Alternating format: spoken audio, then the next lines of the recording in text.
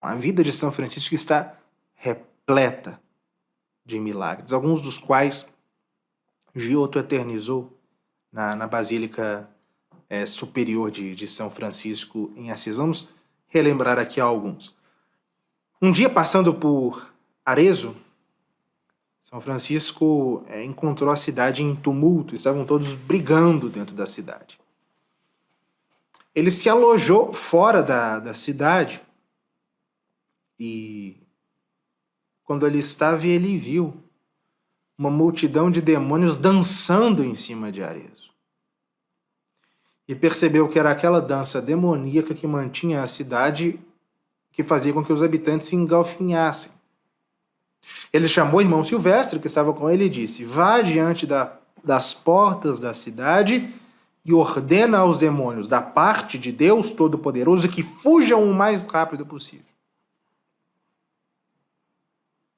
O irmão Silvestre fez isso e imediatamente os demônios foram embora e deixando a cidade em paz. Já em um momento mais adiantado da história da ordem, quando ela se encontrava já na França,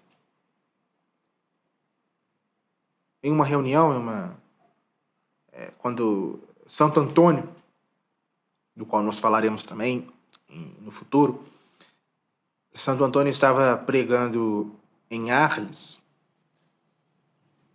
São Francisco apareceu. Santo Antônio estava pregando justamente sobre a cruz. São Francisco apareceu, foi visto por muitos, mas ele não estava fisicamente lá. Ele estava na Itália. Mas ele apareceu, estendeu as mãos e abençoou os irmãos. E os milagres foram muitos mesmo. Durante uma viagem de navio, ele pacificou uma tempestade, multiplicou a comida dos marinheiros que terminava, ele curava enfermos, curava paralíticos, expulsava demônios, curava leprosos, cegos, ressuscitava mortos. A vida de São Francisco é repleta disso. E de todos os milagres dele, há um que talvez seja um dos mais famosos, se não o mais famoso, que foi o milagre do lobo de Gúbio, né? A cidade de Gúbio, onde São Francisco frequentemente pregava, nos arredores dela havia um lobo furioso, um lobo bem grande e feroz, que começou por atacar os rebanhos da cidade. Com o tempo começou a atacar e comer pessoas e não demorou para que se alimentasse somente de carne humana.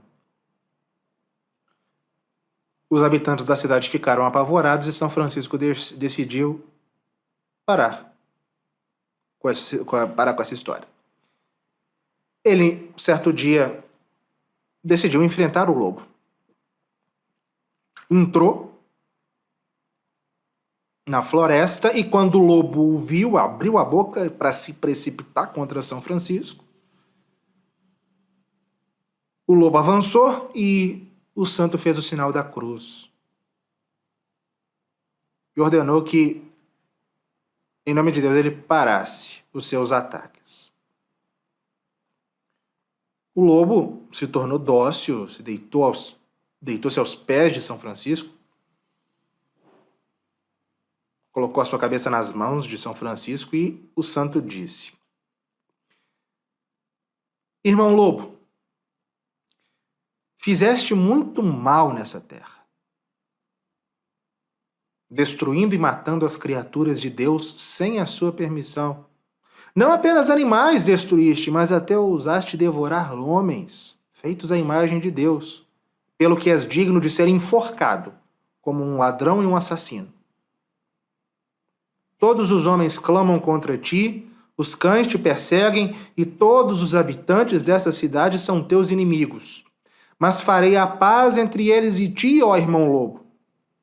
Se assim for, se assim não mais os ofenderes, eles te perdoarão todas as tuas ofensas passadas e nem homens nem cães te perseguirão mais. O lobo abaixou a cabeça, em sinal de submissão a São Francisco. E o santo disse: Como estás disposto a fazer essa paz, prometo-te que serás alimentado todos os dias pelos habitantes dessa terra, enquanto viveres entre eles. Não passarás mais fome, pois foi a fome que te fez fazer tanto mal. Mas se eu obtiver tudo para ti, deves prometer, da tua parte, nunca mais atacar nenhum animal ou ser humano. Fazes essa promessa? O lobo levantou a pata direita, em sinal de juramento, e São Francisco voltou com o lobo atrás dele para Gúbio. As pessoas ficaram, quando viram o santo se aproximar com o lobo, atrás das muralhas, ficaram impressionadas. Eis que São Francisco entra com o lobo, todos se reúnem em torno deles no mercado, com o lobo ali domesticado aos pés de São Francisco, e ele fez um sermão falando como quanto devemos, diz ele, né?